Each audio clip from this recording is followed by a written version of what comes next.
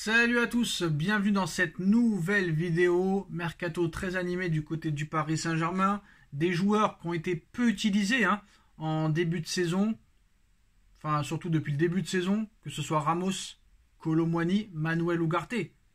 Ces trois-là, ça a coûté quand même énormément d'argent, plus de 260 millions au Paris Saint-Germain pour Ugarte, Gonzalo Ramos ainsi que Kolo Muani. Alors ils sont très peu utilisés depuis le début de la saison 2023-2024. Gonzalo Ramos revient peu à peu, doucement mais sûrement, dans les petits papiers de Luis Enrique. Mais la question de son avenir va se poser au mercato et le PSG pourrait le vendre en cas de belle offre. Et c'est pareil pour Ugarte et pour Kolo Muani.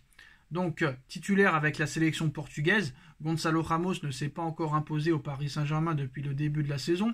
Luis Enrique a beaucoup utilisé Kylian Mbappé au poste de numéro 9 axial et avant-centre, bien sûr. Donc, un choix dont l'ancien buteur du Benfica Lisbonne a logiquement fait les frais. Ces dernières semaines, Gonzalo Ramos revient peu à peu dans les petits papiers de Luis Enrique, mais la question de son avenir se pose tout de même. Il ne faut pas oublier qu'il a eu des gros problèmes de santé, il a eu des problèmes où il a perdu beaucoup de poids, il a craché du sang, donc c'est compliqué. C'est très très compliqué pour Monsieur Ramos, qui revient quand même peu à peu, tout doucement, à un petit niveau acceptable. Mais la question de son avenir se pose tout de même. En effet, le Paris Saint-Germain pourrait vendre son attaquant portugais en cas de belle offre l'été prochain. Et les courtisans ne manquent pas. L'AC Milan, l'Atlético Madrid et des clubs de Première Ligue sont très intéressés par le profil du buteur portugais et parisien de 22 ans. Une chose est certaine, le Paris Saint-Germain ferait peut-être, pour moi, c'est mon avis, ferait une grosse erreur en vendant Gonzalo Ramos après seulement une seule année au Paris Saint-Germain et surtout avec tous les problèmes de santé qu'il a eu. Et Jonathan Johnson, spécialiste du mercato pour CBS Sport, est d'accord avec mes propos. Il nous explique: je pense que ce serait une énorme erreur, une grosse erreur de vendre Gonzalo Ramos cet été, estime le journaliste dont les propos ont été relayés par PSG Talk. Avant de poursuivre, je pense que Gonzalo Ramos a montré que lorsqu'on lui donne du temps de jeu, il peut être dangereux pour les défenses adverses et précieux devant le but. Il a toujours cet instinct du buteur qu'il avait à Benfica. Ce serait une énorme erreur de s'en débarrasser après seulement une année, au moment où Kylian Mbappé va partir. À mon avis, le plus gros point d'interrogation n'est pas Gonzalo Ramos, mais bien Randal Kolo Muani. Analyse le journaliste convaincu que le Paris Saint-Germain doit prioritairement vendre Randal Kolo Muani plutôt que Gonzalo Ramos. La question est néanmoins de savoir qui a la plus grosse cote sur le marché des transferts. Un autre scénario s'offre aux dirigeants parisiens: conserver peut-être un des deux et en vendre un seul, ou sinon conserver les deux numéros 9 lors du mercato en espérant, j'ai bien dit, qu'ils parviennent à s'imposer lors de leur deuxième saison sous le maillot bleu et rouge du Paris Saint-Germain. Alors, il paraît qu'il y a des clubs de Première Ligue et des clubs italiens qui sont prêts à mettre entre 40 et 50 millions d'euros pour Ramos, alors qu'il a été acheté quand même 85. Moi, je pense que l'erreur qu'a fait le Paris Saint-Germain, c'est d'avoir levé l'option d'achat au mois d'octobre. Il y avait le temps. Honnêtement, il y avait le temps. Alors Paris, certes, a voulu changer de stratégie, moins de stars, plus de jeunes joueurs et tout ça, mais n'a pas encore appris la patience. Tu avais le temps pour lever l'option d'achat de Gonzalo Ramos. Après, moi, je pense que s'il y en a un des deux à vendre, c'est peut-être Randal. Kolo Muani.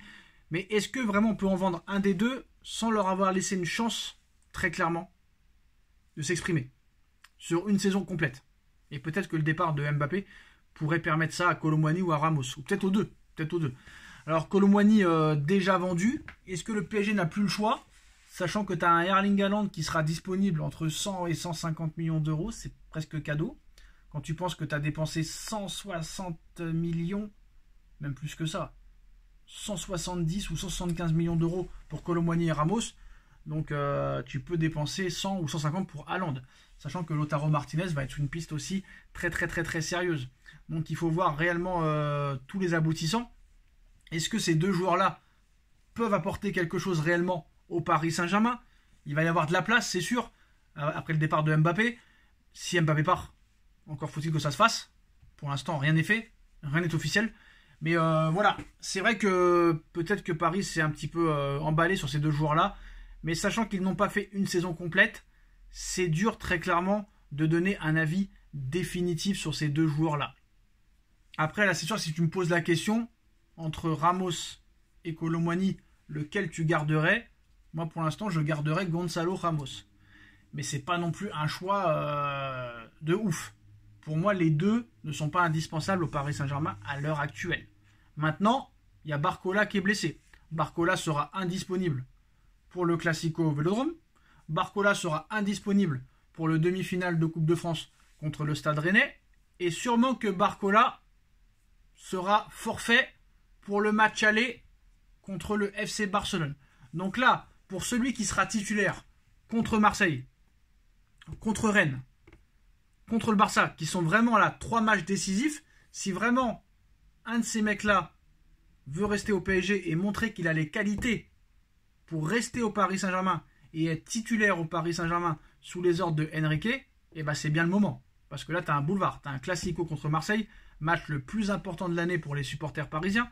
Tu as un demi-finale de Coupe de France, une demi-finale de Coupe de France, et tu as un quart de finale de Ligue des Champions. Donc là, il n'y aura plus d'excuses. Que ce soit pour Gonzalo Ramos ou pour Randal Kolo Muani, là, tu as 3 matchs décisifs. Si tu veux prouver que tu as les qualités pour être titulaire au Paris Saint-Germain et que tu as les qualités pour être titulaire aux yeux d'Enrique, c'est le moment ou jamais. Tu n'auras pas d'autre issue. Moi, je pense que si très clairement, que ce soit Ramos ou Kolo Muani, celui qui sera titulaire pour le match contre Marseille, le match contre Rennes, le match contre Barça, très clairement, celui qui sera le meilleur devra rester. Mais si les deux, ou un des deux, se foire totalement pendant ces 3 matchs les plus importants de la saison pour le Paris Saint-Germain, et ben là, il faudra quand même penser à s'en séparer.